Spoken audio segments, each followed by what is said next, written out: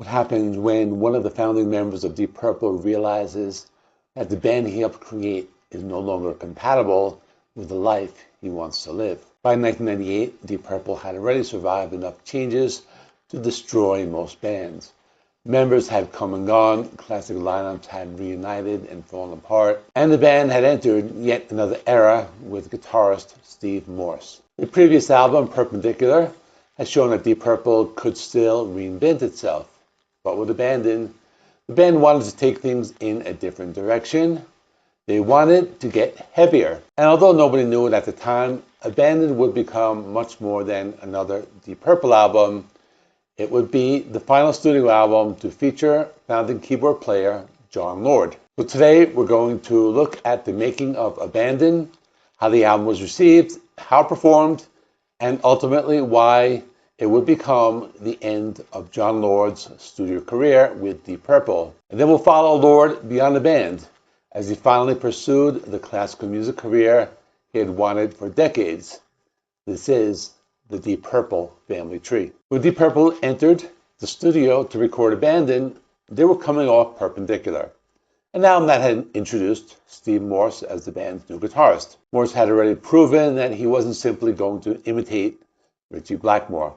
Instead, he brought his own identity to Deep Purple, and on Abandon, that identity became even more prominent. The band wanted something harder and more aggressive than Purpendicular.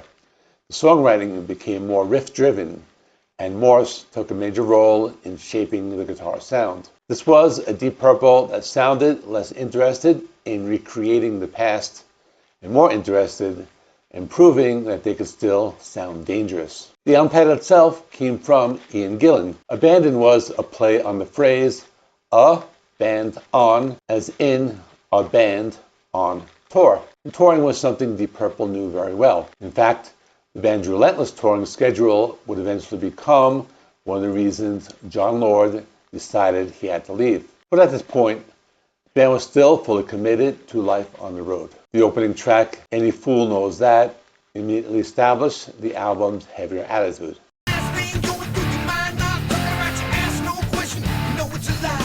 Gillan even experimented with a rapid-fire spoken delivery that almost resembles rap. For a band that had been around since the late 1960s, Deep Purple was still willing to experiment. Another interesting moment was Bludsucker. This was actually a reworking of Bludsucker from 1970s Deep Purple in rock. It was the first time Deep Purple had re-recorded one of its own classic songs for a studio album. But instead of simply performing the old song again, the band gave it a much more aggressive modern treatment. And that says a lot about Abandon. This wasn't supposed to be a nostalgia record. The band was taking something from its past and dragging it into the late 1990s. There were also songs like Fingers to the Bone, which generated speculation among fans about whether some of the lyrics were aimed at former guitarist Ritchie Blackmore.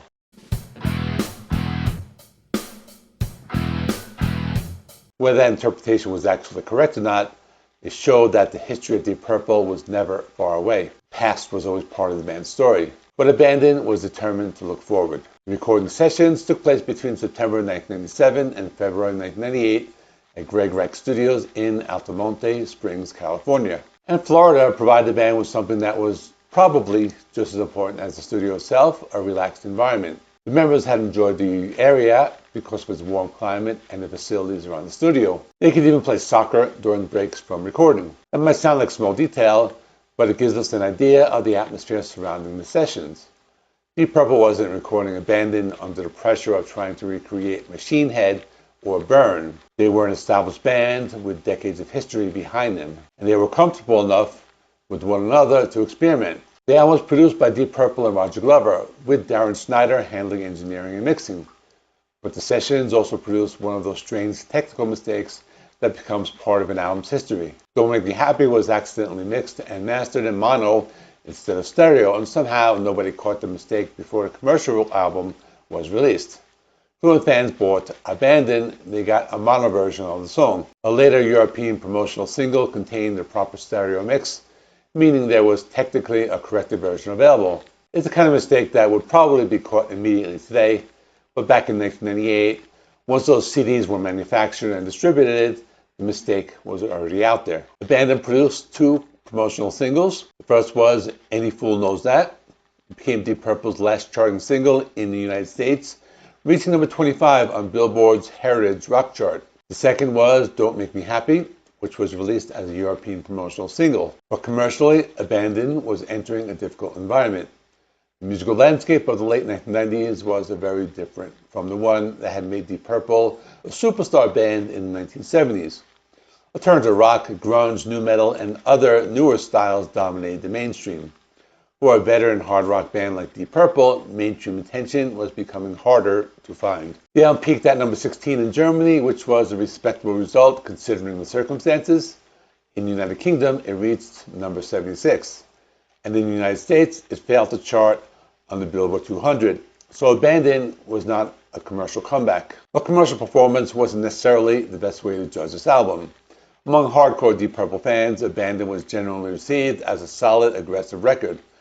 Contemporary reviewers recognized heavier direction. AllMusic's Stephen Thomas Erlewine described the album as a welcome revelation for hardcore followers and praised the harder rocking approach and Steve Morse's contribution. But there was also a sense that something had been lost. Compared with Purpendicular, Abandon could feel less organic and less melodic. The riffs were heavier, the attitude was more aggressive. But for some listeners, the magic of Purpendicular wasn't quite there. Still, the album gave Deep Purple plenty of material to take on the road. Deep Purple supported Abandon with the extensive A Band on Tour World Tour. And this was not a band slowing down. In fact, the tour took them to Australia for the first time in 15 years. The performance, recorded in Melbourne in April 1999, eventually became the live album and DVD Total Abandon Australia '99. Songs from the new album, such as Any Fool Knows That, Almost Human, Watching the Sky, and Bloodsucker, appeared in the set. And it's probably where Abandon made its strongest impression. Live, the heavier material worked. It gave Steve Morse an opportunity to establish himself further as a member of Deep Purple, while the band's veteran musicians could demonstrate that they were still capable of delivering a powerful performance. But once the tour cycle ended in 1999, most of Abandon disappeared from the band's set lists. Deep Purple increasingly returned to the classic material and newer songs. Almost Human would occasionally make a surprise appearance years later, but for the most part, Abandon became a snapshot of a particular history in the band's history. And that period was about to come to an end. Because while Abandon was Jon Lord's final Deep Purple studio album, he would remain with the band for several more years. And eventually, he would make one of the most difficult decisions of his life. Jon Lord had been there from the beginning. He was one of the musicians who created the identity of Deep Purple. His Hammond organ was one of the defining sounds of the band, and his classical background had helped separate Deep Purple from many of the hard rock contemporaries. But by the early 2000s, Lord was exhausted. Deep Purple had become a relentless touring machine. The band could play between 70 and 100 shows a year, sometimes working through 18-month touring cycles. And as Lord got older, that schedule became increasingly difficult. A serious knee injury in 2001 forced him to temporarily step away from the road. And that experience gave him a glimpse of another possibility: life away from Deep Purple. Because there was something else Jon Lord had always wanted to do: compose classical music. Lord never viewed classical music as something separate from his rock career. It had always been part of who he was. From the very beginning of Deep Purple, he had been fascinated by combining rock and orchestral music. But after decades of touring, Lord realized that the Deep Purple schedule left him almost no time to pursue those ambitions. Eventually, he was faced with a choice. Deep Purple was something he loved, but classical composition was also something he loved. And he came to understand that he couldn't fully pursue both. Leaving Deep Purple was one of the hardest decisions of his life. But in 2002, he finally made it, and his departure was remarkably amicable. During his final UK tour in February 2002, Lord even shared the stage with the man who would permanently replace him, Don Airey. I think it was Don who came up with the idea. Why don't I do the first part, and then when it gets to the part where Jon normally used to introduce Perfect Strangers, he could actually do that. It was almost like a passing of the torch. Jon Lord had been the keyboard voice of Deep Purple since the beginning. It was now time for someone else to take that position. Because he just made it work, and he liked my idea of how we should change over. And Lord was finally free to follow the other musical path he had been waiting for. After leaving Deep Purple, Lord signed with Virgin Classics and began working as a full-time classical composer. And this is where the story becomes especially interesting, because Jon Lord didn't simply retire, he reinvented himself. His first major post-Deep Purple project was Beyond the Notes, released in 2004. The album was largely instrumental and incorporated orchestral music with elements of folk and ambient music. Then came Durham Concerto, a major work commissioned to celebrate the 175th anniversary of Durham University. The piece combined a traditional orchestra with Northumbrian pipes, Hammond organs, and violin. It was a perfect example of the musical world Jon Lord had been building toward for decades. Rock, classical music, British tradition, and orchestral composition could all exist together. In 2008 came Boom of the Tingling Strings, a four-movement concerto for piano and orchestra, inspired partly by Lord's childhood memories of hearing his father play piano. Then, in 2010, Lord released To Notice Such Things. This was a much more personal and melancholy work, written in memory of his close friend, author, and playwright, Sir John Mortimer. And there was one final project that brought his entire musical journey full circle, Concerto for Group and Orchestra. Lord had originally created the piece in 1969, when Deep Purple performed it with the Royal Philharmonic Orchestra.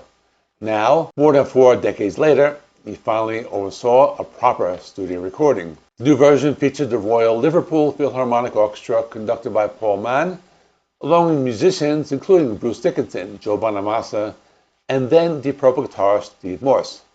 And tragically, Lord would not live long enough to see the album's release. Jon Lord died on July 16, 2012, after battling pancreatic cancer. He was 71 years old. The studio recording of Concerto for Group and Orchestra was released only a few months later, and in a way, it was a perfect final statement. Jon Lord has spent his career refusing to accept that rock and classical music had to exist in separate worlds. He had spent decades moving between them, and at the end of his life, he had finally completed the journey he began all the way back in 1969. So with Jon Lord's departure, we reach the end of another important branch of the Deep Purple family tree. He wasn't simply a keyboard player, he was one of the architects. He helped establish the sound, the ambition, and the personality of Deep Purple. And unlike so many other musicians we follow throughout the series, Jon Lord's story didn't end when he left the band. In many ways, it was the beginning of another chapter. He finally had the freedom to become the composer he had always wanted to be. And his post-Deep Purple work proved that the musical imagination that helped create Deep Purple was still very much alive. So for this series, this is where we say goodbye to Jon Lord. Thank you for the Hammond organ. Thank you for the orchestral ambition. Thank you for helping create some of the most important music in the history of hard rock. And thank you for showing that sometimes leaving a band isn't the end of a musical journey. Sometimes it's the beginning of another one. But the Deep Purple family tree continues. Because while we're saying goodbye to Jon Lord, we're about to follow another familiar name from the story. A man who was once the voice of Whitesnake, a man who had already spent years building a career outside Deep Purple. And now in the next episode, we're going to follow David Coverdale as he steps into another chapter of his solo career. The next stop on the Deep Purple family tree is David Coverdale's Into the Light. I'll see you there. Take a look at the playlist. It has over 50 videos at this point. It's the entire story of the Deep Purple family tree. And I still have a lot more to go, so there will be many more videos. So thanks for watching. See you in the next one.